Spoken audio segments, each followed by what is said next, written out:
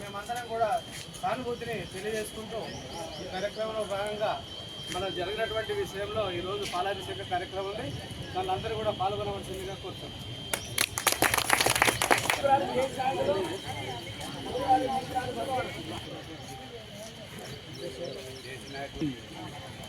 మంచి పోయి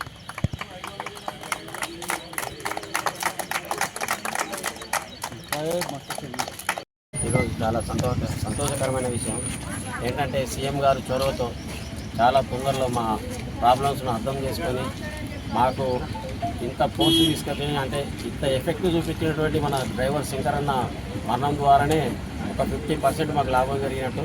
తదుపరి సీఎం గారి చొరవతో మంత్రి గారి కమిటీతో మా జేఏసీ కమిటీ చర్చించడం ద్వారా మాకు చాలా మంచి ఉపయోగాలు జరిగినాయి. కాబట్టి ఇట్టి సఫలీకృతమైనటువంటి సమ్మెకు సహకరించినటువంటి మంత్రివర్గ కమిటీకి మరియు మా జేఏసీ కమిటీకి ముఖ్యంగా మా శంకరన్నకు జోహార్లు అర్పిస్తూ వారికి విప్లవ జోహార్లు అర్పిస్తూ వారి ఆత్మకు శాంతి చేకూరాలని మేము మనస్ఫూర్తిగా కార్మికులు అందరి ద్వారా కోరుకోవడం జరుగుతుంది.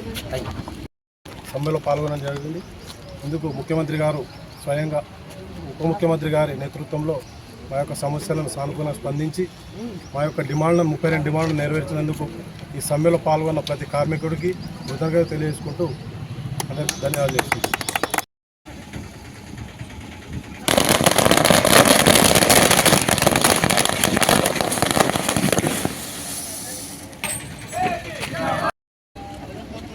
నిరవధిక సమ్మెలో టీజీఎస్ఆర్టీసీ నిరవధిక సమ్మెలో భాగంగా గత 3 రోజుల నుంచి నిన్న అర్ధరాత్రి వరకు సమ్మె జరగడం జరిగింది.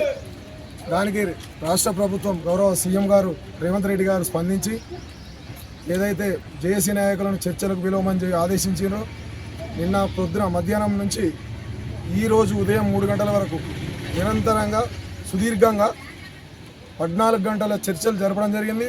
దాంట్లో ప్రధానమైన సమస్య ఏదైతే ఉందో ఆర్టీసీని ప్రభుత్వంలో విలీనం చేయడం, రెండవది వేతన సవరణ, మూడవ సమస్య వచ్చి యూనియన్ ఎలక్షన్స్ జరిపించడం. అది సుదీర్ఘ చర్చల తర్వాత దానికి సానుకూలంగా స్పందించి మన మంత్రివర్గ సంఘం ఏదైతే ఉందో దానికి ఆదేశాలు ఇవ్వడం జరిగింది. మిగతా సమస్యలు కూడా 32 సమస్యల్లో 3 సమస్యలకు తక్షణమే స్పందించి ఆదేశాలు ఇచ్చారు. మిగతా సమస్యలు యాజమాన్యం ఎండీ గారితో చర్చించిన తర్వాత పూర్తి స్థాయిలో చర్చలు జరిగిన తర్వాత వారికి కూడా ఆదేశించడం జరిగింది. వారికి సానుకూలంగా స్పందించాలని చెప్పి ఆర్థికపరమైన సమస్యలు కూడా తీర్చమని చెప్పడం జరిగింది.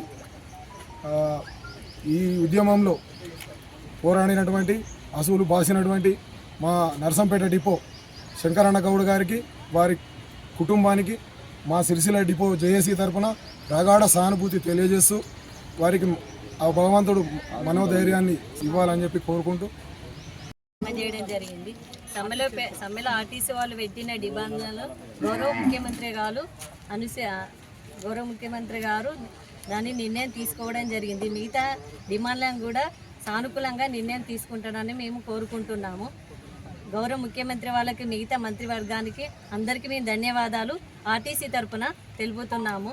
ఒక చిన్న బాధాకర విషయం ఏమిటంటే మన తోటి ఆర్టీసీ డ్రైవర్ అన్న శంకరన్న చనిపోవడమే చాలా బాధాకరమైన విషయము. ఈ ఆర్టీసీ సమ్మెను మేము ఎంతకైనా పోరాడి చేస్తామని చేయడం జరిగింది. అయినా గౌరవ ముఖ్యమంత్రి వాళ్ళు మా బాధను అర్థం చేసుకొని తొందరనే కాలాపు చేయడం జరిగింది. వారికి మరీ ధన్యవాదాలు చెప్పడం జరిగింది. మన ఆర్టీసీ అందరి తరఫున మన సిరిసిల్ల తరఫున జేఏసీ నాయకులైన బానయ్య గారు, జేసన్ రావు చాలా ముందుండి మమ్మల్ని ముందుకు తీసుకొచ్చి ఈ సమ్మెను విజయవంతం చేయడం జరిగింది. వారికి మా ఆర్టీసీ తరఫున సిరిసిల్ల డిపో తరఫున ధన్యవాదాలు తెలుపుతున్నాను. 3 రోజులుగా జరుపుతున్నటువంటి సమ్మెకు మన ప్రభుత్వం సానుకూలంగా స్పందించింది. వీరు ఏవైతే డిమాండ్స్ కోరారో ముఖ్యంగా మన ఆర్టీసీ గవర్నమెంట్ విలీనానికి వీళ్ళు ఒప్పుకున్నారు.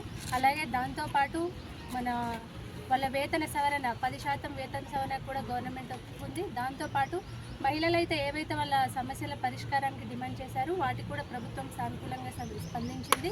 32 డిమాండ్లలో 29 డిమాండ్లకు ప్రభుత్వం సానుకూలంగా స్పందించింది. కానీ ఈ గత 3 రోజుల్లోనే ఒక ఆర్టీసీ కార్మికుడు శంకర్ గౌడ్ గారు వారు మరణం చెందడం జరిగింది. వారి కుటుంబానికి ప్రగాఢ సానుభూతి తెలుపుతున్నాను. వారి కుటుంబానికి మనోధైర్యాన్ని ప్రసాదించాలని ఆ భగవంతుని ప్రార్థిస్తున్నాను. గత ప్రభుత్వాలు మీరు ఎన్నిసార్లు సమ్మె చేసినా మిమ్మల్ని చాలాసార్లు ఇబ్బంది పెట్టాయి.